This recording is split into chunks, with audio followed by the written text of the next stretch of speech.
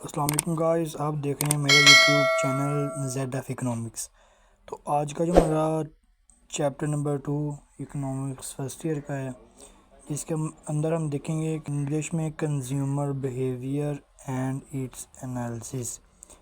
اس میں ہم دیکھیں گے کہ جو صارف ہوتا ہے وہ اس کا بیہیویئر کیا ہوتا ہے، کہ جب وہ چیزیں کنزیوم کرتا ہے اس کا بیہیویئر کیا ہوتا ہے۔ تو ہم پڑھتے ہیں اس کے بارے میں سارا۔ تو سب سے پہلے اس کا جو پس منظر ہے، اس کے اندر خواہشات کی کثرت اور ذرائع کی قلت ایک ایسی عالمگیر حقیقت ہے کہ جس کی وجہ سے ہر انسان مسلسل جد و جہد کرنے پر مجبور ہے تاکہ وہ محدود ذرائع سے زیادہ خواہشات یا مقاصد کی تسکین کر سکے۔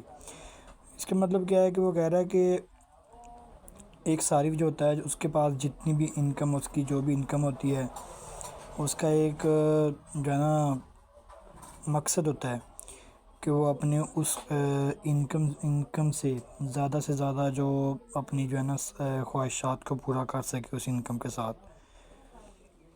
اس کے بعد کہتا ہے کہ انسان کی جد و جہد کا یہ سلسلہ خواہشات کی کثرت کی وجہ سے ساری زندگی جاری رہتا ہے، اور ساری زندگی جو ہے نا یہ کوشش کرتا رہتا ہے، لیکن تسکین کی انتہائی سطح حاصل کرنے کے لیے انسان اپنی عقل اور ذہنیت کے بل بوتے پر کوشش کرتا ہے کون سی خواہشات کو پہلے پورا کیا جائے اور کون سی خواہشات کو ملتوی کر دیا جائے۔ اس میں کہتا ہے کہ اس کی کچھ خواہشات ایسی ہوتی ہیں جو زیادہ ضروری ہوتی ہیں، تو وہ انہیں پہلے پورا کرنے کی کوشش کرتا ہے، اور کچھ خواہشات کو ملتوی کر دیتا ہے۔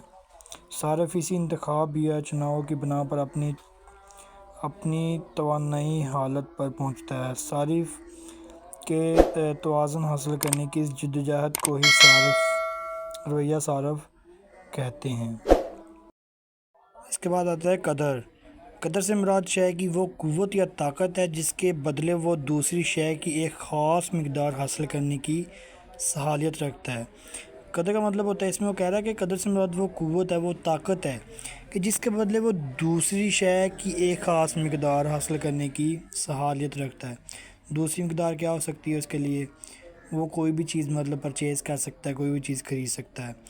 اس کے بعد کہتا ہے کہ آسان الفاظ میں کسی شے کی قدر سے مراد اس شے کی وہ طاقت ہے جس کے عوض وہ دوسری شے کی اکائیاں حاصل کرنے کی قوت رکھتا ہے، یہی اس شے کی قدر کہلاتی ہے۔ مثال کے طور پر اگر ایک کتاب کے بدلے 6 پینسلیں حاصل کر سکتے ہیں تو اس کتاب کی قدر 6 پینسلوں کے برابر ہوگی۔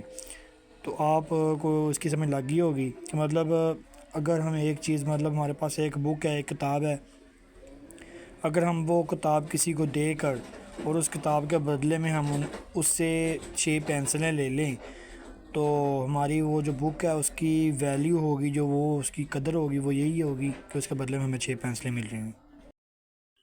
تو اس کے بعد قیمت آتی ہے۔ کسی شے کی قدر کو دولت کے عوض خریدنے کی صورت میں وہ اس شے کی قیمت بن جاتی ہے۔ مطلب اوپر والی مثال میں ہم کتاب کا تبادلہ رقم یا کرنسی کی صورت میں کر لیں تو اسے قیمت کا نام دیا جائے گا۔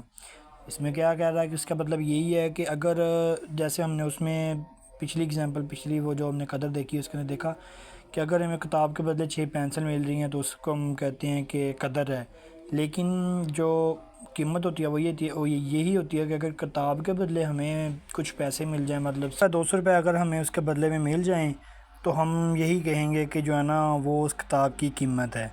تو یہ تو اس کی قیمت کی ہوگی۔ اس کے آگے بھی کچھ لکھا انہوں نے، کہہ رہے ہیں کہ یعنی قیمت سے مراد شے کی قدر بصورت زر ہے۔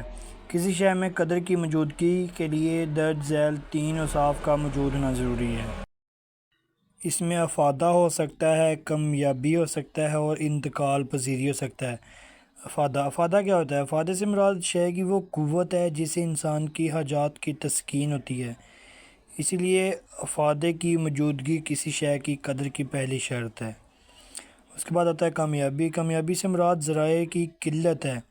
مادی ذرائع گندم، آٹا، گھی، فرنیچر، چاول ہماری طلب کے مقابلے میں کامیاب ہیں، جبکہ ہوا، پانی، روشنی کامیابی نہیں۔